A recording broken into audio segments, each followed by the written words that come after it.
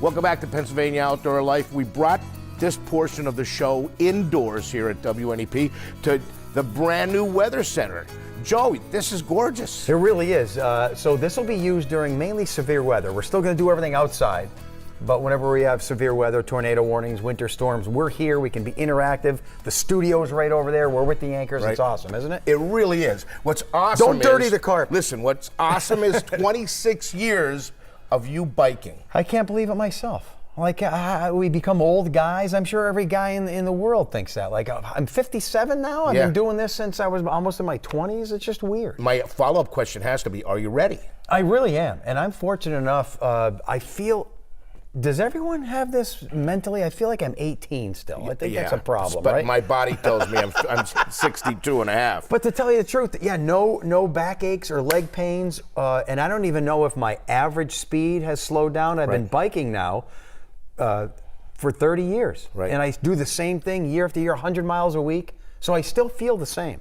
Funny thing is, I said to you, can you tell us what your route is? You said, I don't want to know. What do you mean you don't want to know? Isn't that something like, it's almost like when my wife says, okay, this weekend we're going to a wedding and we're going to my cousin's and I'm like, don't even tell me anything. I'll just do what you want. Because some things that you don't look forward to, you just... This is bigger than a wedding, Joe. No, but my point is... This is a week of on the road in WNEP. It's not that I don't want to go out and interact with the viewers, but when I know, I have to do that 50 miles, and then if you look at the map, I got to do that, and I know there's a lot of mountains there, I don't want to know. Right. It's easier to go in not knowing. All right, so as one of the producers of your ride, meaning we worked on where we're stopping, where we're going to meet you after your biking, I've got to tell you, that doesn't look like a giant circle. It doesn't look like beginning to end. Right. So it's broken up for different reasons. Yeah, what they're doing anymore, we did this last year for the first time and it really worked. Instead of me on a lonely, forested, deserted road for 20 miles, why not stick with where the people are? Right. So they cut it all up into segments. So it's still a long ride, but it's do 30 miles here, end at this city, we'll do live news, and then we'll take you 20 miles down the road and we'll pick up there where people are. Right. So it's all these segments. So look at day number one. Day number one, you're starting in Susquehanna. I know there's a big celebration. And of course, that's tomorrow, buddy. This is airing on the day before your ride. And that's all I know. I'm starting out in Susquehanna. You could forget this as soon as we're done with Montrose at noon and then Wysox. They're driving you over there. And then Canton at the very end. And that's where I'll meet you with the rest of the WNEP people. And of course, day number two, you can see at Watsontown, Catawissa, Benton.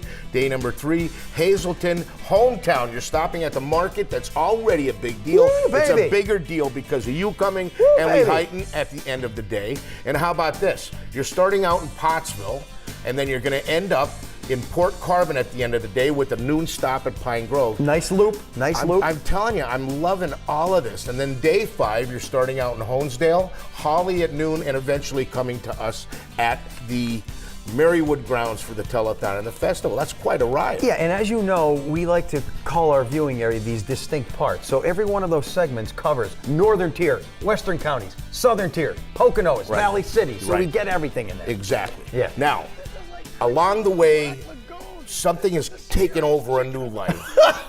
You brought a chicken on the air a month ago, and now this is absolutely on. Tell me about the chicken. Well, I know you're probably not up in the morning, but when I do my forecast, for years now, I had this segment called Lord Cluckington. Right, yep. It's just a little chicken. I squeeze it, and out comes weather facts. Right.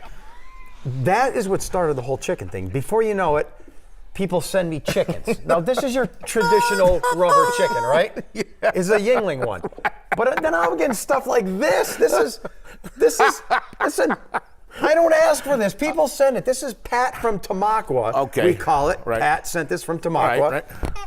And it does make a sound. Yeah, and this one is awkward. So now I have hundreds of chickens. And what are we doing? We're raising money for St. Joe's in a chicken raffle. Yeah, so all these chickens that people have sent me, $1 chance is it, and you get to win one of these chickens. Just to say, hey, I got a chicken from WNEP. Wow. What's the weather look like for you this week? So it's going to start out pretty dry, but I think this could be another week. The pattern this summer, scattered showers, humidity, I think we're going to get rained on. Okay. But it's definitely not going to be a totally dry week, but I can handle it. I'm waterproof. You are, and you are built, and you're ready to go. And of course, we want to say good luck, Joe Snedeker, the king of the chickens.